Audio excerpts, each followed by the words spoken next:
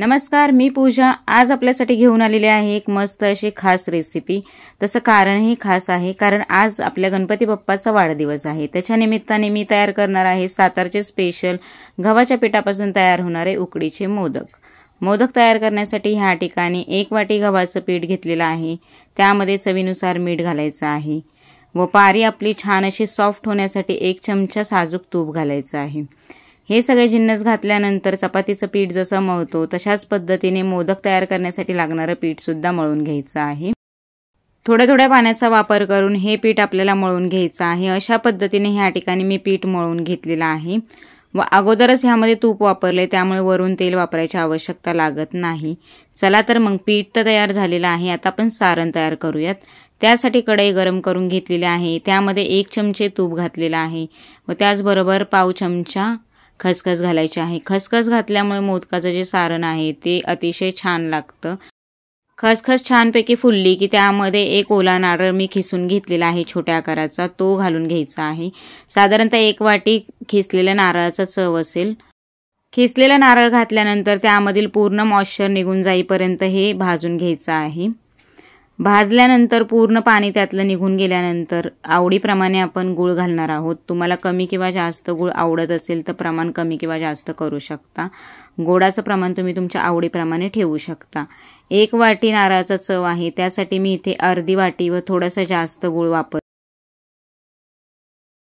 गूळ पूर्णपणे मेल्ट होईपर्यंत हे सारण आपल्याला मीडियम फ्लेमवरती भाजून घ्यायचं आहे। हाय फ्लेमवरती भाजायचं नाही, मीडियम फ्लेमवरतीच ही प्रोसेस करायची आहे। गूळ पूर्णपणे मेल्ट झाला की छान असा कलर येतो आपल्या सारणाला। हळूहळू आपला गूळ वितळत आहे। या ठिकाणी संपूर्ण गूळ वितळलेला आहे व आपलं जे सारण आहे ते सुद्धा तयार झालेलं आहे। गॅसची फ्लेम मी बंद करून घ्यायची व सारण थंड करून घ्यायचे। मोदकाच्या पारीसाठी मळून घेतलेलं पीठ आपलं रेस्ट होण्यासाठी ठेवून दिलेलं 10 ते 15 मिनिटांसाठी। ते रेस्ट करून झाल्यानंतर ह्याचे छोटे छोटे गोळ्या तयार करून घ्यायच्या आहेत व त्याची आपल्याला पारी लाटून घ्यायची। खूप जास्त मोठ्या मोठ्या गोळ्या घ्यायच्या नाहीत। ज्या पद्धतीचे तुम्हाला ज्या आकाराचे मोदक हवेत, लहान किंवा मोठे, तशाच पद्धतीने पारी तयार करून घ्यायची। या ठिकाणी मी मीडियम आकाराची पारी तयार करून घेते। मोदकाची पारी तयार करत असताना साईडला थोडीशी पातळसर ठेवायची व मध्यभागी नॉर्मल अशी जाड ठेवायची। मध्यभागी जर पातळ केली तर मोदक आपले फुटू शकतात, त्यामुळे पारी लाटताना व्यवस्थित अशी लाटायची आहे। मोदक तयार करण्यापूर्वीच 5 पाऱ्या मी ह्या ठिकाणी लाटून घेतलेल्या आहेत। आता आपण मोदक बनवण्यासाठी पहिली पारी मी हातावरती घेतलेली आहे व थोडंसं सारण त्यामध्ये ठेवायचं आहे। साधारणतः अर्धा चमचा सारण मी घेतलेलं आहे। बोटाच्या मदतीने अशा पद्धतीने कळ्या बनवून घ्यायच्या आहेत व सगळ्या कळ्या बोटाने एकत्रित करून त्याचा मोदक तयार करायचा आहे। पहिला मोदक मी तयार करून घेतलेला आहे, तशाच पद्धतीने दुसराही मोदक मी तयार करून दाखवते।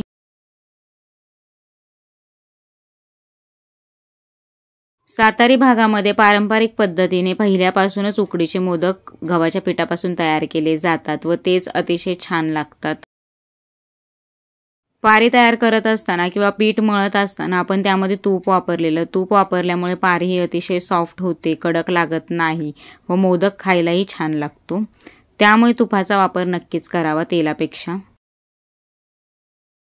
बोलता बोलता दुसराही मोदक बनवून तयार झालेला आहे। तशाच पद्धतीने मी बाकीचे राहिलेले सगळे मोदक तयार करून घेते। मोदक उकडण्यासाठी ह्या ठिकाणी मी पुरण वाटण्याची चाळण घेतलेली आहे। चाळणीला आपल्याला दोन्ही बाजूने तेल लावून घ्यायचे। तेल लावून घेतल्यामुळे पुरणाच्या चाळणीला मोदक चिटकणार नाहीत। तेल लावून झाल्यानंतर सगळे मोदक आपल्याला चाळणीमध्ये ठेवून घ्यायचे आहे। ज्यामध्ये सुद्धा तुम्ही मोदक उकडवताय त्याला तेल लावून घ्यायचे। मोठ्या आकाराचा टोप मी गॅसवरती ठेवून घेतलेला आहे। त्यामध्ये आपल्याला 1.5 ग्लास पाणी ओतून घ्यायचे। पाणी ओतून झाल्यानंतर त्यावरती आपल्याला झाकण ठेवून घ्यायचे व हे पाणी आपल्याला गरम करून घ्यायचे। 3 ते 4 मिनिटांमध्ये हे पाणी लगेचच गरम होतं। पाणी गरम झालं की गॅसची फ्लेम मी लो करायची। पुरणाची चाळण ह्यावरती ठेवून घ्यायची आहे व त्यावरती एक झाकण ठेवायचे व लो फ्लेमवरती 20 ते 25 मिनिटांसाठी हे मोदक आपल्याला छानपैकी उकडवून घ्यायचे आहेत। साधारणतः 25 मिनिटं झालेले आहे। लो टू मिडियम फ्लेमवरती 25 मिनिटं हे मोदक मी उकडवून घेतलेले आहेत।